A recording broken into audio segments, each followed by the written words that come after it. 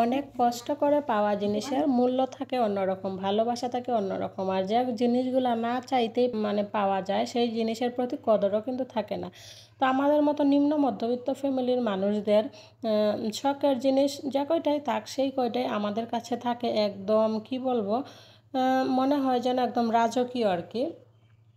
যাই হোক, good morning বন্ধুরা, welcome back to my new another blog mister and missus বর্মনকে। আমি উত্তমা বর্মন আপনাদের সবাইকে আবারও আমার নতুন ভিডিওতে ওয়েলকাম জানাচ্ছি। কেমন আছেন সবাই? আশা রাখছি কাছে এবং দূরে, দেশ এবং দেশের বাহিরে যে যেখান থেকে বসে আজকে আমার এই ব্লগ ভিডিওটা উপভোগ করতেছেন, আপনারা প্রত্যেকেই খুব ভালো আছেন, সুস্থ আছেন। আর আপনাদের সবার সুস্বাস্থ্য কামনা করে আজকেও নতুন ভিডিও আমি শুরু করে দিলাম। তো আজকে হচ্ছে 11ই জুলাই, রোজ বৃহস্পতিবার। আর এখন বাজে সকাল প্রায় 11টা। তো আজকে ভিডিওটা স্টার্ট করতে করতে অনেকটা লেট হয়ে গেছে। তো যাই হোক, কিছু করার নাই। আজকে সকালে অনেকগুলা কাজকর্ম করছি, তার সাথে সৃষ্টিকে স্কুলে নিয়ে যাওয়া, তারপর স্কুল থেকে নিয়ে আসা, এগুলা করতে করতে ভিডিওটা শুরু করতে করতে 11টা বেজে গেছে। তো যাই হোক বন্ধুরা, এই যে দেখেন 11টার সময় আমি ব্রেকফাস্ট করব, আর সকালে এক ফোঁটা সময় ছিল না যে আমি এক কাপ চা খাবো, সেই সময় পর্যন্ত ছিল না। তো এখন সৃষ্টিকে স্কুল থেকে নিয়ে আসলাম, এখন আরামসে বসে একটু চা বিস্কুট খাইয়ে নিব। চা বিস্কুট খাইয়া শরীরে একটু শক্তি বাড়ায় নিয়ে তারপর কাজকর্ম শুরু করি। তো যাই হোক বন্ধুরা, আশা রাখছি আপনারা শুরু থেকে শেষ পর্যন্ত আমার সাথে থাকবেন, আমার বন্ধু হয়ে, আমার শুভাকাঙ্ক্ষী হয়ে। তো এই যে দেখেন, এর মধ্যে খাওয়া দাওয়া করে নিলাম, খাওয়া বলতে তো ওই যে চা বিস্কুট খাইলাম, তো আবার সবজি কাটতে বসে গেলাম। তো আজকে বেশি কাটাকুটি নেই, কাটাকুটি কমই আছে। তো এই যে দেখেন কাঁকরোল কাটতেছি, কাঁকরোল দিয়ে ভাজি করবো আর কি। আর কাঁকরোলের ভাজিটাই সবচেয়ে বেশি ভালো লাগে, হালকা মিষ্টি মিষ্টি লাগে, ভালোই লাগে। আর আসলে আমি এখানে ভয়েস ওভারটা রিয়েল যেটা ভয়েস ওভার ছিল সেটা রাখতে পারি নাই, কারণ আমি এখানে কাটাকুটি করছিলাম আর আমার ছোটো মেয়ে এখানে বসে বসে আমার পাশে বসে মোবাইল দেখতেছিল, প্রচুর পরিমাণে আর কি সাউন্ড আসছিল মোবাইলের, তো সেই জন্য মিউট করে দিতে বাধ্য হলাম আর কি। তো এবার আবার ভয়েস ওভার দিতেছি। তো যাই হোক, আপনারা সবাই এই বিষয়গুলো একটু ক্ষমা সুন্দর দৃষ্টিতে দেখবেন, কারণ যেহেতু আমার ঘরে ছোট্ট দুইটা বেবি আছে, বুঝে নেই, সবসময় চাইলে আসলে সব কিছু হয়ে ওঠে না। মনে থাকে এক আর করতে হয় আমাকে আরেক, কারণ যাদের ঘরে বেবি আছে তারা বিষয়টা আসলে একটু বেশি বুঝবে আর কি। তো এই তো দেখেন, আপনাদের সাথে কথা বলতে বলতে এদিকে আমি কাটাকুটি করে নিতেছি, আর কাঁকরোলগুলো একদম পাতলা পাতলা করে কেটে নিব, যাতে অল্পতে ভাজি হয়ে যায়। আর এইরকম পাতলা পাতলা করে কাইটা ভাজি করতে আমার কাছে ভালো লাগে, খাইতেও ভালো লাগে। এক একদিন এক এক রকম করার চেষ্টা করি। তো এক একদিন দেখা যায় যে আলুর মতো একদম ঝুরি ঝুরি করে পলি, আর একদিন দেখা যায় এরকম বড় বড় করে পলি। তো আজকে মন চাইতেছে যে এরকম বড় বড় করে কাইটা ভাজা করি। তো সেই জন্য ওই যে দেখেন একটু বড় বড় করে কাইটা নিতেছি। আর ওই যে দেখেন আমার পিচ্ছি যে মোবাইল দেখতেছে, দেখা যাইতেছে কিন্তু।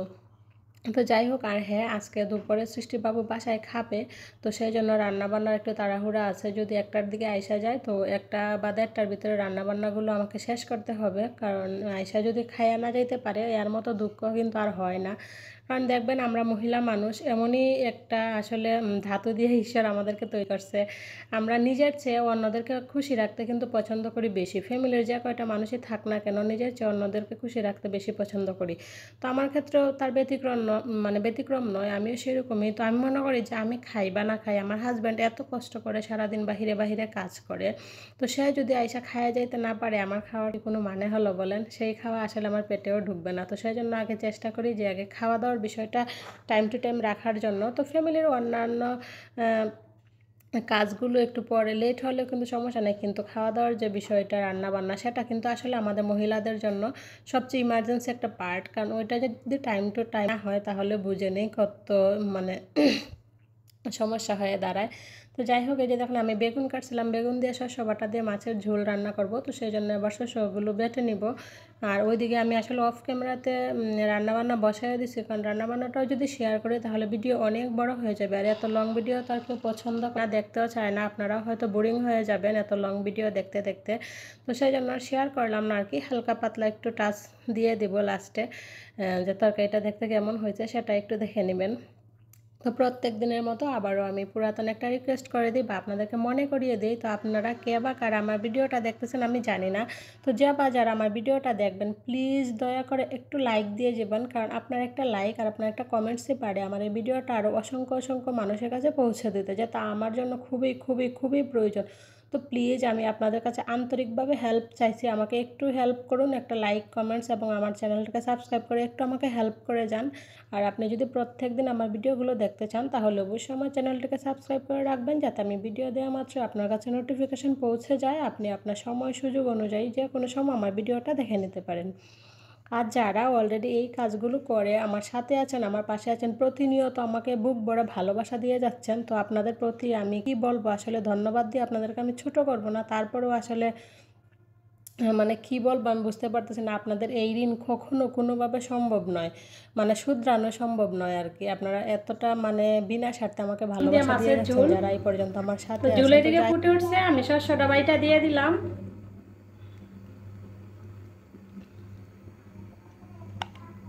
তো একটু ফুটুক, তারপর মাছগুলো দিয়ে নামিয়ে নেব।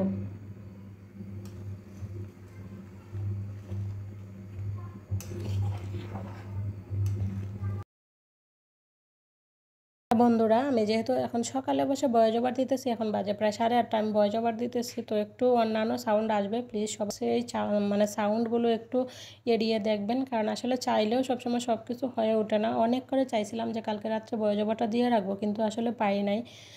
কী করবো বলেন, তো প্লিজ সবাই একটু ক্ষমা সুন্দর দৃষ্টিতে দেখবেন। এখন বাজে 15 মিনিট কম 3টা, খাওয়া দাওয়া কমপ্লিট করে তারপর খাওয়া দাওয়ার পরে যে থালা বাসনগুলো বসছিল, থালা বাসন, তারপর রুম টুম ঝাড়ু সব কিছু কমপ্লিট।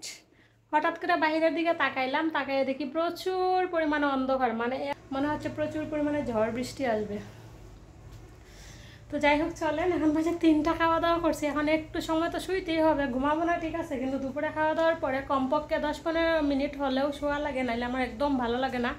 তো এখন একটু শুবো, আর বিশেষ তুফান আইতেছে, তুফান দেখছে।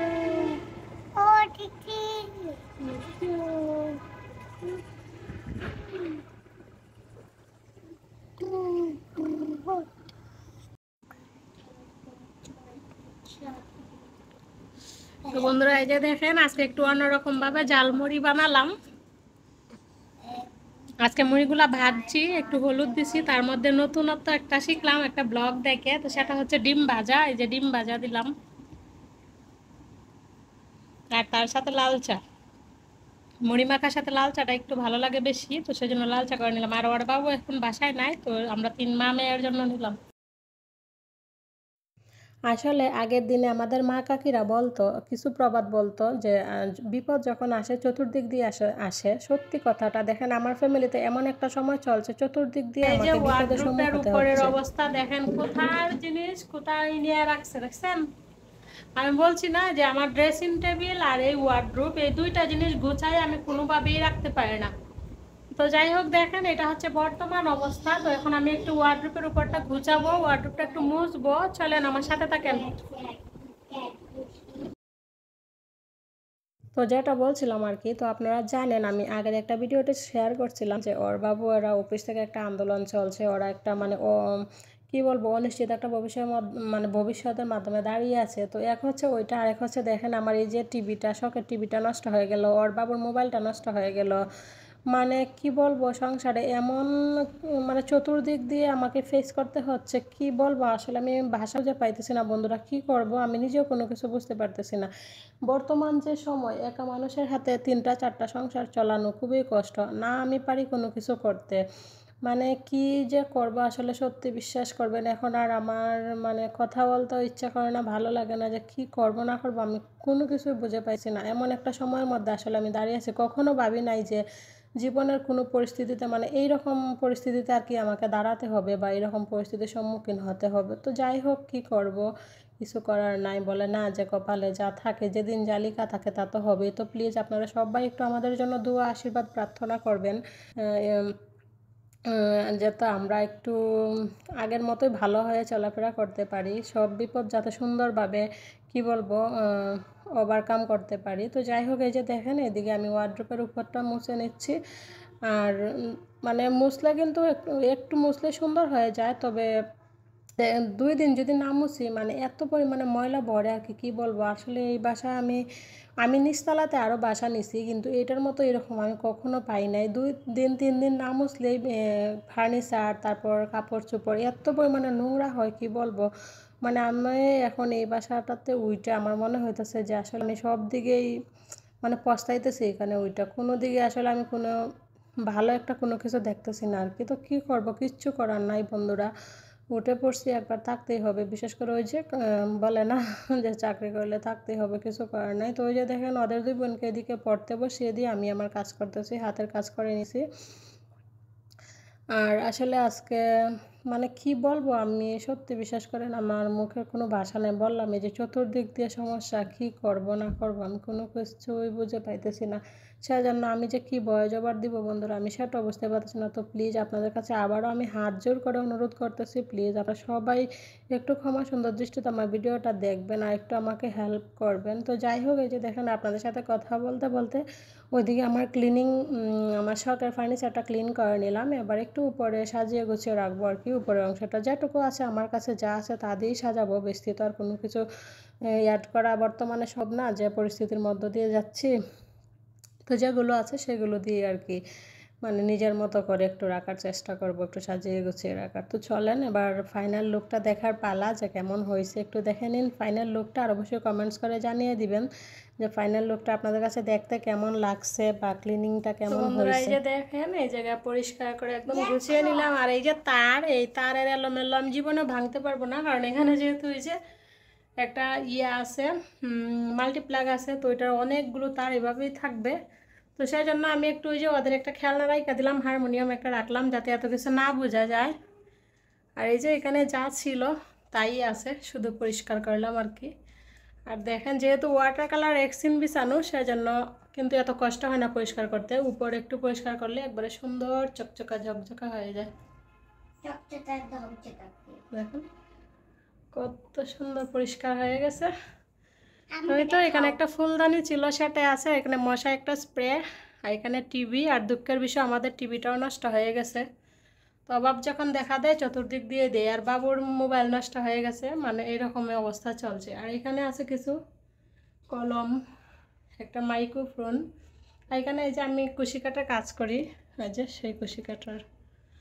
আর ওই যে বিছানা ঝাড়ু দেওয়ার ঝাড়ুটা একটু পিছনে রাখলাম, এভাবেই সাজিয়ে নিলাম।